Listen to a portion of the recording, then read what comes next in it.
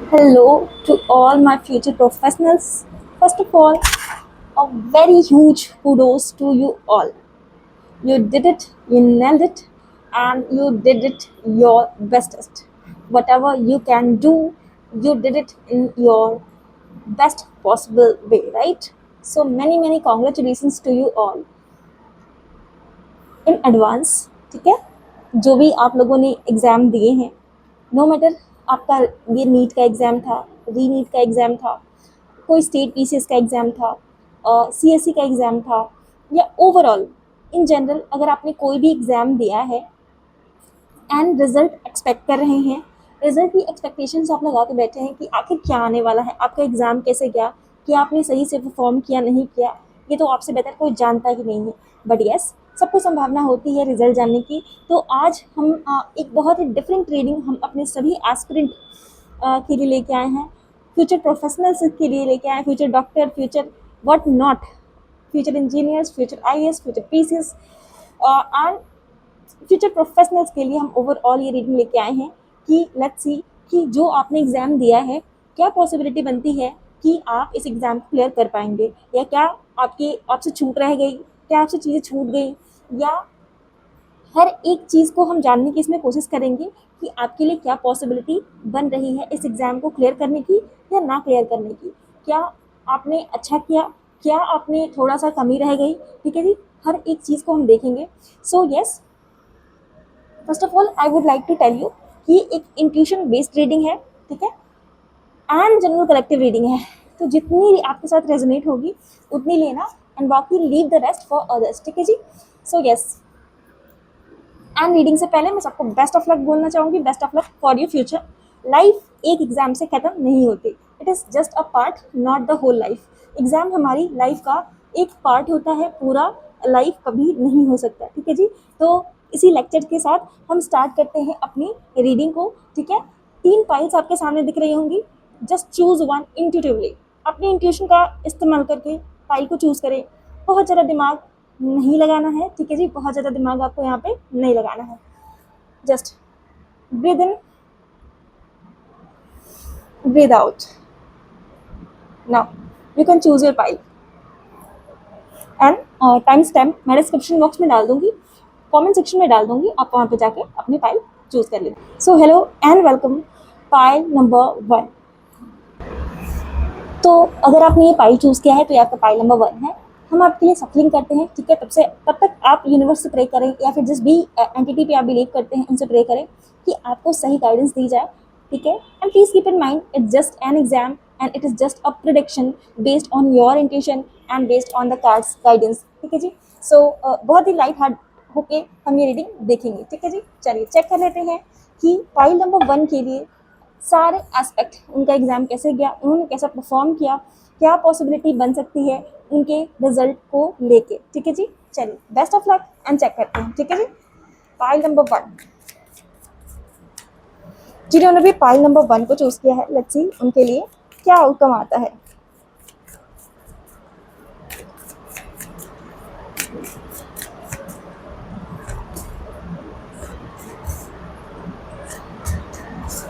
Okay, I will show you the card but at the end, okay.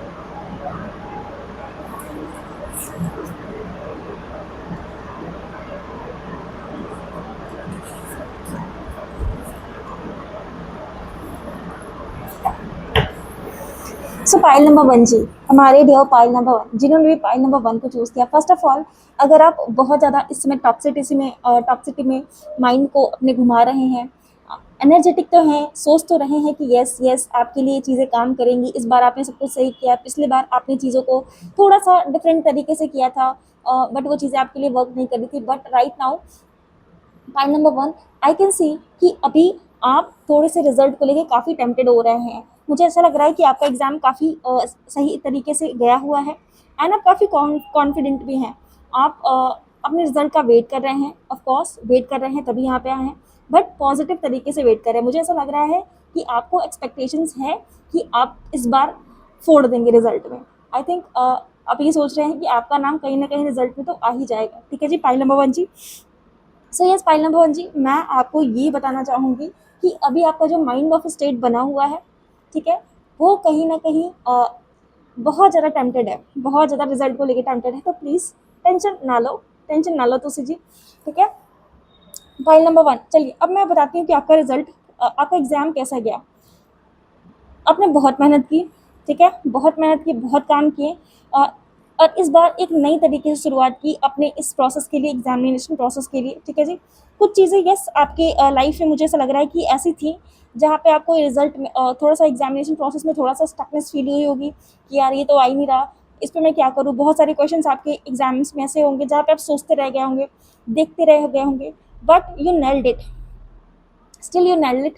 And आपने जो जो चीज़ें सोची थी वो एग्ज़ाम में कहीं ना कहीं आई भी। ठीक है जी, आपने अगर कोई मैनिफेस्टेशन आपके एग्ज़ाम डे को रिलेटेड की थी, वो मैनिफेस्टेशन आपकी पूरी भी हुई। ठीक है, आपने अपने स्किल को बहुत ज़्यादा बढ़ाया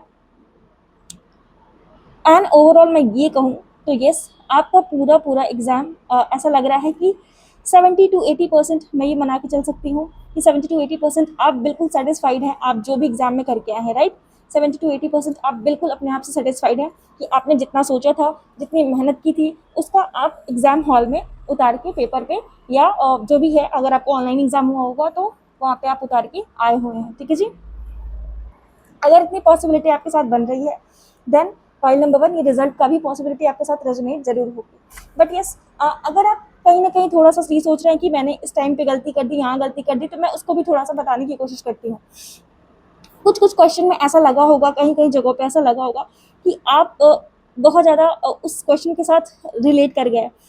एक होता है ना, एक छोटा सा क्वेश्चन होता है, हम उसके पीछे पड़ जाते हैं कि नहीं ये तो हो जाएगा हमसे, ये क्यों नहीं होगा, राइट। तो कहीं ना कहीं कुछ क्वेश्चन के साथ आप थोड़े से इमोशनल हो गए, बहुत ज़्यादा टाइम उस क्वेश्चन पे लगा दिया, तो वही जो आपको 30% पॉसिबिलिटी है कि ये सही हो जाता, ये हो जाता, बट वो हुआ नहीं, राइट। तो बहुत ज़्यादा इमोशनल हो गए आप एग्जाम में चीज़ों को लेके। ठीक है, बैलेंस आप थोड़ा बहुत नहीं बिठा पाए, मुझे ऐसा लग रहा है कि एग्जाम हॉल में एक होता है कि राइट क्वेश्चन का सिलेक्शन करना, आपसे थोड़ी सी वहाँ पे चूक हो गई किसी पॉसिबल क्वेश्चन में, मुझे ऐसा पॉसिबिलिटी दिख रही है। ठीक है जी, आपने शायद उस क्वेश्चन को ईगो पे ले लिया एंड एट द एंड वो आपसे सॉल्व भी नहीं हुआ, आपका टाइम भी कंज्यूम होगा। दैट्स वाई आई सेड कि 70 to 80% आप जितना चाहते थे उतना उतार के आए हैं। ठीक है जी, तभी मैंने कहा कि 70 to 80% की पॉसिबिलिटी है। ठीक है जी, नाउ अब आते हैं सबसे मोस्ट रिवीलिंग पार्ट पे, जो है आपका expected result as per tarot. ठीक है, ये आपका फाइनल रिजल्ट नहीं है, ये आपको कोई I am giving you the disclaimer, please अपनी इंट्यूशन का प्रयोग करके ही आपने इस फाइल को चुना है, तो दिमाग भी लगा के रखेंगे कि ये कोई फाइनल रिजल्ट नहीं है। ठीक है जी, ये बस जस्ट एक प्रोडक्शन है, जस्ट एक प्रोडक्शन के बेस पे इसको लीजिएगा। ठीक है, तो हम चेक कर लेते हैं भाई कि फाइल नंबर 1 का रिजल्ट कैसा जाएगा। सो फाइल नंबर 1 जी, व्हील ऑफ फॉर्चून का कार्ड है। मैं कार्ड्स आपको रिजल्ट की इसलिए दिखा रही हूँ क्योंकि I want to let you know कि क्या क्या चीज़ें आपके लिए वर्क की थी, क्या क्या नहीं की थी, एंड उसके बेस पे क्या रिजल्ट आए हैं। Wheel of Fortune and the hierophant and the 2 of pentacles. अगर मैं तीनों कार्ड्स को समराइज करूँ ना, तो कार्ड्स आपको ये बता रहे हैं कि बहुत ज़्यादा पॉसिबिलिटी है, स्ट्रॉन्ग पॉसिबिलिटी है कि आपका रिजल्ट आपके फेवर में आएगा। ठीक है, बट जो 20 to 30% वाली आप जो मिस्टेक करके आए ना, जो क्वेश्चन ने आपको आपने ईगो पे ले लिया, जो क्वेश्चन आप सही से सॉल्व नहीं कर पाए, टाइम कंज्यूमिंग में आपका चला गया, वो क्वेश्चन कहीं ना कहीं आपको थोड़े बहुत से फंसा सकते हैं। ठीक है जी, कहीं ना कहीं अगर आपका रिजल्ट फंसता है तो उन्हीं क्वेश्चन की वजह से फंसेगा, बट ओवरऑल अगर मुझे पॉसिबिलिटी दिखे, ठीक है, क्योंकि मैंने कहा था कि मैं सारे एस्पेक्ट को कवर करूंगी, तो मैंने आपको ये भी बताया कि आप कैसा फील कर रहे हैं, मैंने आपको ये भी बताया कि आपका एग्ज़ाम कैसे गया, मैंने ये भी बताया कि आपने क्या मिस्टेक्स की इस एग्ज़ाम में, and I am also predicting कि आपका रिजल्ट पॉसिबली क्या हो सकता है। ठीक है जी, तो पॉसिबिलिटी पूरी पूरी बनती है पाइल नंबर 1, जिन्होंने भी पाइल नंबर 1 को चूज़ किया है, कि आपका रिजल्ट आपके फेवर में जरूर जा सकता है। ठीक है जी, एंड बॉटम की एनर्जी द सन की भी है। ओ माय गॉड, द सन के बाद द स्टार की एनर्जी है। ठीक है जी, तो पूरी पूरी पॉसिबिलिटी है पाइल नंबर 1 क्लेम कर लीजिए इस रीडिंग को कि आप इस एग्जाम में नेल कर गए हो, ठीक है। So best of luck and many many congratulation pile number 1, ठीक है। चलिए अब हम बढ़ेंगे पाइल नंबर 2 की तरफ। सो वेलकम और welcome back to pile number 2। हम देखेंगे कि आपका एग्ज़ाम कैसे गया, आपका करंट स्टेट ऑफ माइंड आपके एग्ज़ाम को लेके क्या है, आप कितने कॉन्फिडेंट फील कर रहे हैं इस एग्ज़ाम में, ठीक है। आपसे क्या मिस्टेक्स हुई एंड प्रॉबेबली आपका क्या रिजल्ट बन सकता है, पॉसिबली क्या आप एक्सपेक्ट कर सकते हैं इस रिजल्ट से, ठीक है जी। So yes, this is a general reading, please keep in mind, तो उसको उतना ही दीजिएगा जितना रेजोनेट होता है, बाकी leave the rest for others. And ये कंप्लीटली इंट्यूशन बेस्ड रीडिंग है, आपने जो फाइल चूज की होगी उसके अकॉर्डिंग आपकी चीज़ें निकल के आएंगी, जैसा कि मैंने आपको इंट्रो में पहले ही बता दिया था। तो चलिए हम देख लेते हैं for file number 2। File number 2 के लिए हम देख लेते हैं कि इनका करंट स्टेट ऑफ माइंड अभी कैसा है एग्जाम देने के बाद। क्या आप कॉन्फिडेंट फील कर रहे हैं या क्या आप थोड़े से सैड मोड में है कि आपका एग्जाम के अकॉर्डिंग नहीं गया। लेट्स सी कि आपका करंट मोड क्या है। File number 2,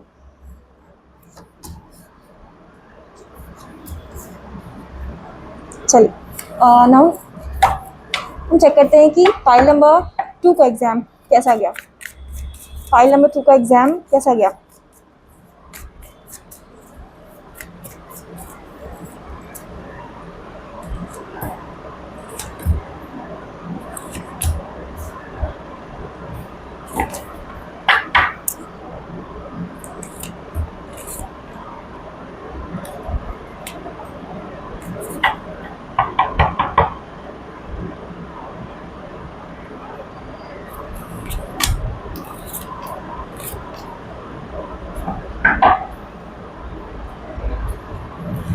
file number 2 right now अगर आप ऐसा फील कर रहे हैं तो ये रीडिंग आपकी है जो मैं बताने जा रही हूँ, अदरवाइज आप स्किप करके या तो फाइल नंबर 1 पे जा सकते हैं, फाइल नंबर 3 पे जा सकते हैं, या ठीक है। चलिए, या क्लब करके कोई इन्हीं फाइल्स को क्लब करके आप रीडिंग भी देख सकते हैं, ठीक है जी। सो फाइल नंबर 2, जैसा कि मैंने बताया कि मैं पहले आपका चेक करूंगी स्टेट ऑफ माइंड कि आपका state of mind right now है कैसा। तो मुझे ऐसा लग रहा है कि ये एग्ज़ाम देने के बाद आपका जो ईगो था ना एग्ज़ाम के पहले, सॉरी मैं ईगो वर्ड यूज़ कर रही हूँ, बट येस कुछ स्टूडेंट ऐसे होते हैं जो एग्ज़ाम को ईगो पे ले लेते हैं, जो बहुत ज़्यादा कॉन्फिडेंट होते हैं। कॉन्फिडेंट होना is good and over confident होना is not good at all, ठीक है। तो अभी मुझे ऐसा लगता है कि एग्ज़ाम के पहले आप थोड़े से बहुत ज़्यादा ओवर कॉन्फिडेंट हो गए थे कि मैंने तो इतने साल से तैयारी की है, मैंने तो इतने सारे मॉक टेस्ट लगाए हैं, ये लगाया वो लगाया, ये किया वो किया, तो मेरा एग्ज़ाम कैसे नहीं जाएगा। बट अच्छा कैसे नहीं जाएगा, बट मैं जो एनर्जी फील कर पा रही हूँ कि एग्ज़ाम देने के पहले तो आप काफ़ी थोड़े बहुत ओवर कॉन्फिडेंट थे, बट एग्ज़ाम देने के बाद आपकी सिचुएशंस बिल्कुल अपोजिट हो गई है। आपको लग रहा है कि यार मैं क्या करके आ गया, यार ये क्या हो गया, यार मतलब काफ़ी चैलेंजेस आपको अभी अपनी स्टेट ऑफ माइंड में देखने को मिल रहे हैं। मतलब आप एग्ज़ाम के पहले एंड एग्ज़ाम के बाद बिल्कुल 180 डिग्री आपका माइंडसेट शिफ्ट हो चुका है, ठीक है, अपने आप को लेके, अपने कॉन्फिडेंस को लेके, ठीक है जी। बट अच्छी बात है फाइल नंबर 2, पहला जैसे मैंने बता दिया कि आपका जो माइंडसेट था वो एग्ज़ाम के पहले एंड एग्ज़ाम के बाद बिल्कुल चेंज हो चुका है। तो ये चीज़ें कैसे हुई, आपके एग्ज़ाम में हॉल में हुई, राइट। तो जैसा कि मैं ये बता रही हूँ आपको कि आपका एग्ज़ाम कैसे गया। तो पेपर को देख के आपका पहला शॉकिंग रिएक्शन था, यार इतना कॉन्फिडेंट होना भी ठीक नहीं था, इतना कॉन्फिडेंट होना भी ठीक नहीं है, इतना कॉन्फिडेंट होना भी ठीक नहीं था। आपका पूरा पर्सपेक्टिव चेंज हो गया होगा अपनी तैयारी को लेके, अपने कॉन्फिडेंस को लेके, अपनी चीज़ों को लेके। पूरा पर्सपेक्टिव आपको वो paper right now exam hall में देखते ही समझ में आ गया होगा, this is something very trickery. ये तो मेरे साथ ही मॉक कर गया, ठीक है, मॉक टेस्ट ने मुझे ही मॉक कर दिया, ऐसा आपको इस पेपर को देख के लगा होगा। But yes you did it well, you did it well. अगर आपने ये सोच रहे हैं कि यार अभी करंट स्टेट ऑफ माइंड आपका ऐसे कि मेरे पेपर ठीक नहीं गया, मुझे अच्छा फील नहीं हो रहा कि क्या मैं करके आया हूँ क्या नहीं करके आया हूँ, या क्या करके आई हूँ क्या नहीं करके आई हूँ, तो do let me no,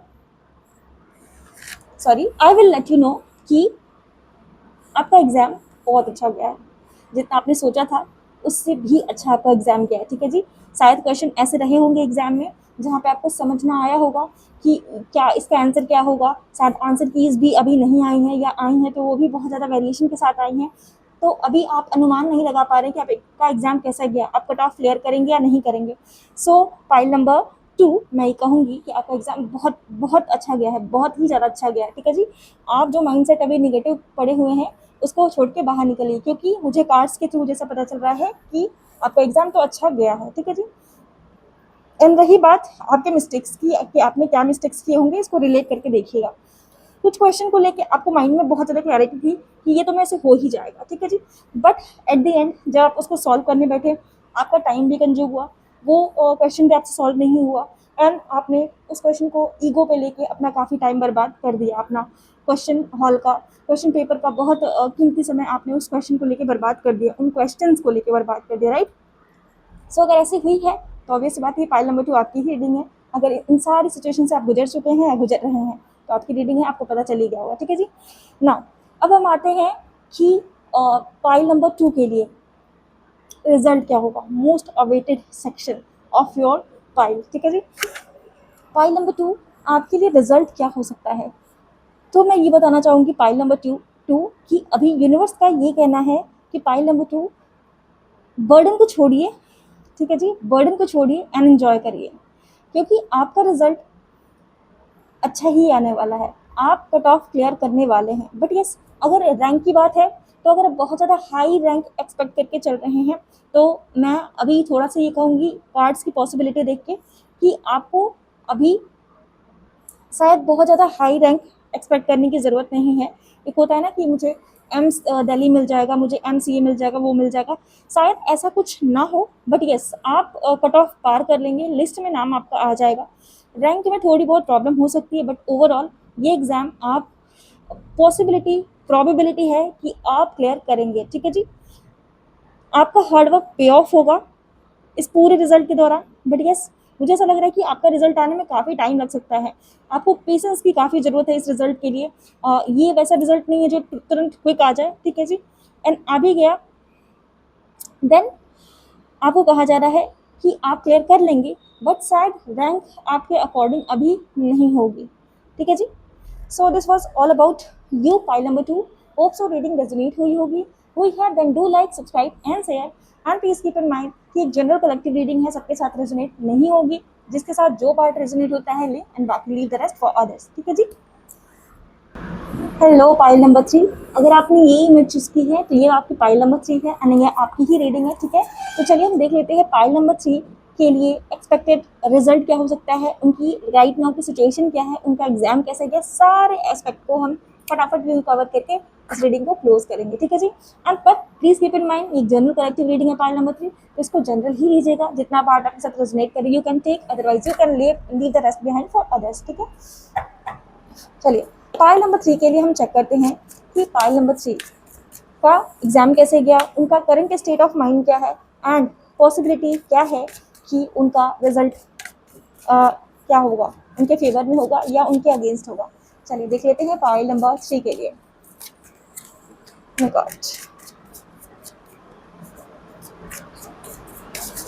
number 3,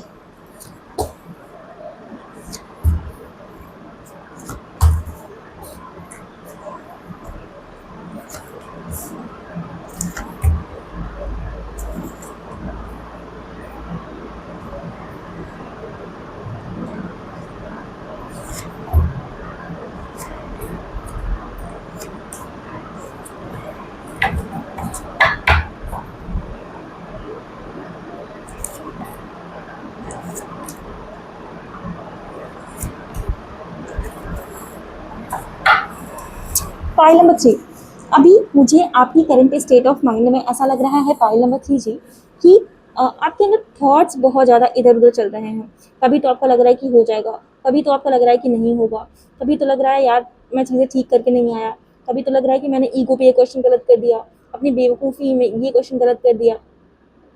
काफ़ी स्टक अभी माइंडसेट में हैं आप, अब प्रोग्रेसिवली नहीं सोच पा रहे हैं कि आपका एग्ज़ाम कैसे गया है, ढंग से गया है, नहीं गया है, या क्या पॉसिबिलिटी बनेगी कि आप एक कट ऑफ क्लियर कर लेंगे, नहीं क्लियर करेंगे, एग्जाम क्लियर कर लेंगे, नहीं करेंगे, ठीक है जी। सो अभी सारी माइंड में आपकी घूम फिर के एक ही चीज़ें चल रही हैं, ठीक है जी। आप बहुत ज़्यादा सेल्फ सेंट्रिक है, अभी आपको एग्ज़ाम के अलावा, अपने एग्ज़ाम के अलावा कुछ सूझ ही नहीं रहा है। एग्ज़ाम आपका ख़त्म हो गया, लेकिन उसकी जो प्रॉब्लम्स है वो अभी आपके दिमाग में सर चढ़ के बोल रही है ठीक है जी। आपको समटाइम्स ऐसा लगता है कि हो जाएगा, मेरा तो हो ही जाएगा, बट समटाइम्स ऐसा लगता है यार नहीं हुआ तो क्या करूँगा, मैंने तो ये गलती कर दी, अपने ईगो पे इसको ले लिया, ये गलत हो गया मेरा, ठीक है।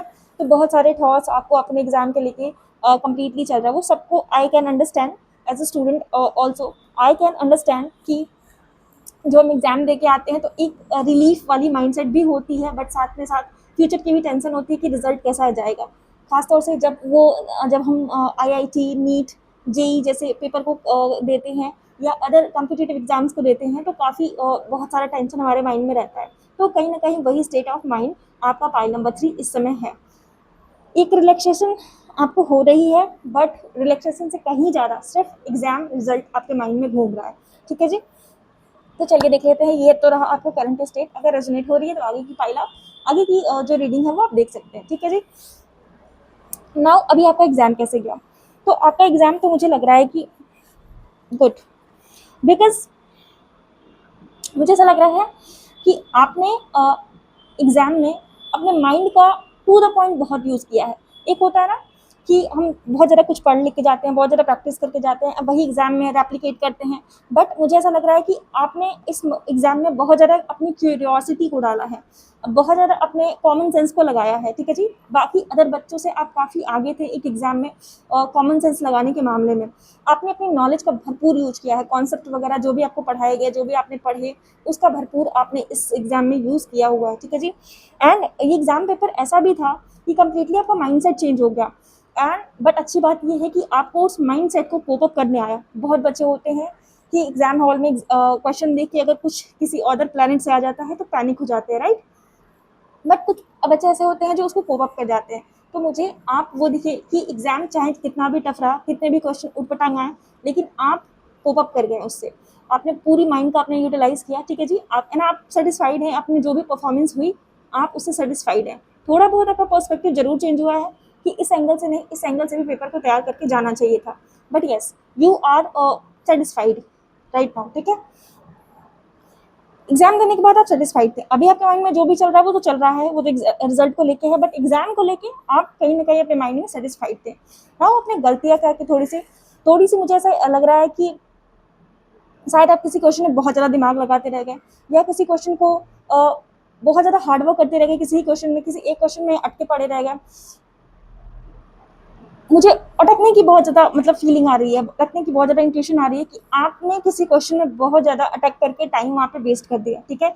सोचते रह गए क्या ये मैं करूँ क्या ना करूँ, क्या इसको अटेम्प्ट करना चाहिए क्या नहीं, छोड़ देना चाहिए, ठीक है जी। तो एक होता है कि हम पेपर सॉल्विंग में टाइम लगाते हैं, आप पेपर सॉल्विंग में नहीं बल्कि क्वेश्चन सेलेक्शन में ही बहुत ज़्यादा टाइम लगा रहे थे, ठीक है। आपको काफ़ी टाइम वहाँ पे वेस्ट हुआ है। एंड साथ में ये भी सोच के यार मुझे तो पेपर में ये भी नहीं आ रहा, मुझे तो पेपर में वो भी नहीं आ रहा, क्या मेरा सिलेक्शन होगा नहीं होगा, आप वहीं पेपर में ही अपना दिमाग लगाने लग गए थे अपने सिलेक्शन को लेकर, अपने रिजल्ट को लेकर, ठीक है। तो काफ़ी बर्डन आपको उसी पेपर में ही फील हो रहा था, ठीक है जी। अगर ये स्टेट ऑफ माइंड आपका पेपर का टाइम रहा होगा देन ऑफ कोर्स रिजल्ट भी आपके साथ रेजोनेट जरूर करेगा, ठीक है। सो अगर बात मैं रिजल्ट की करूँ pile number 3, the most awaited part, तो मैं ये कह सकती हूँ कि पाइल नंबर 3 चैलेंजेस रिजल्ट में आपको देखने को मिल सकते हैं, ठीक है जी। हो सकता है कि रिजल्ट उस अकॉर्डिंग ना आए जैसा कि आप सोच रहे हैं। अगर आप बहुत अच्छे रैंक का सोच रहे हैं तो शायद रिजल्ट ओवरऑल तो पॉजिटिव होगा, रिजल्ट ओवरऑल मुझे पॉजिटिव दिख रहा है। लेकिन अगर रैंक वाइज की बात हो, अगर आप बहुत अच्छे रैंक का एक्सपेक्ट करके सोच रहे हैं, हो सकता है आपकी रैंक बहुत नीचे आ जाए। हो सकता है कि आप बहुत नीचे रैंक का एक्सपेक्ट कर रहे हैं बट अनएक्सपेक्टेडली आपकी जो रैंक है वो काफ़ी ऊपर आ जाए, ठीक है जी।